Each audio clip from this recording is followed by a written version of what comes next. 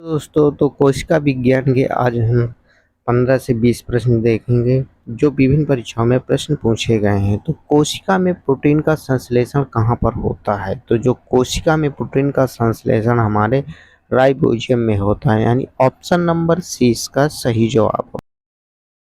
प्रश्न नंबर दूसरा, सबसे लंबी कोशिका है? तो सबसे लंबी कोशिका तंत्रिका कोशिका की होती है। सबसे लंबी कोशिका किसकी होती है? तो तंत्रिका कोशिका की होती है।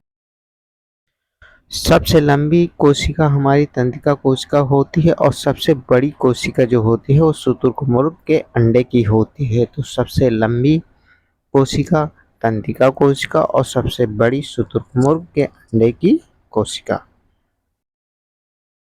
कोशिका शब्द यानी सेल, कोशिका यानी सेल शब्द किसने दिया था? तो रॉबर्ट हुक ने दिया था। कब दिया था? तो 1665 में दिया था। रॉबर्ट हुक ने कोशिका नाम दिया था। राइबोसोम किस प्रकार के बने होते हैं? माने राइबोसोम किसके बने होते हैं? तो जो राइबोसोम होते हैं वो आरएनए और प्रोटीन के बने होते हैं। तो जैसे राइबोसोम में आर छुपा हुआ है, तो आरएनए तथा प्रोटीन से बने होते हैं। ये सभी प्रश्न परीक्षाओं में पूछे। राइबोसोम जो होता है आरएनए और प्रोटीन से बने होते हैं और ये कोशिका में प्रोटीन संश्लेषण में सहायता करते हैं, यानी ऑप्शन नंबर सी इसका सही जवाब होगा। यदि कोशिका के राइबोसोम को नष्ट कर दिया जाए तो क्या होगा? अभी हमने देखा था कि कोशिका जो राइबोसोम होता है ये हमारे प्रोटीन का पाचन करता है, तो इसमें क्या होगा? प्रोटीन का संश्लेषण करता है। तो इसमें क्या होगा? प्रोटीन का संश्लेषण नहीं होगा, यानी ऑप्शन नंबर डी इसका सही जवाब। प्रश्न नंबर 6वां है, कोशिका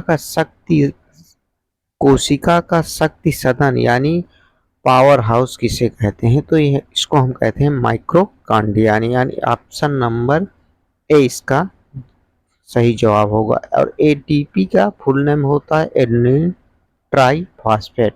एटीपी का full name adenine triphosphate.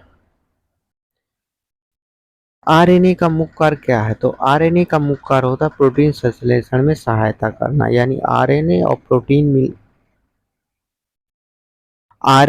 Protein किसमें? राइबोसोम्स में पाए जाते हैं जो प्रोटीन में सहायता करते हैं। तो वही चीज हो गया, यानी आरएनए क्या करता है? प्रोटीन संश्लेषण में सहायता करता है।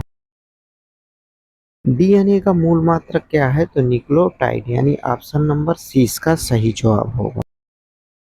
क्या लिखा है? न्यूनतम कोशिका यानी सबसे छोटी कोशिका, जीवित कोशिका कौन सी? तो माइकोप्लाज्मा, यानी ऑप्शन नंबर सी सबसे छोटी जीवित कोशिका है माइकोप्लाज्मा।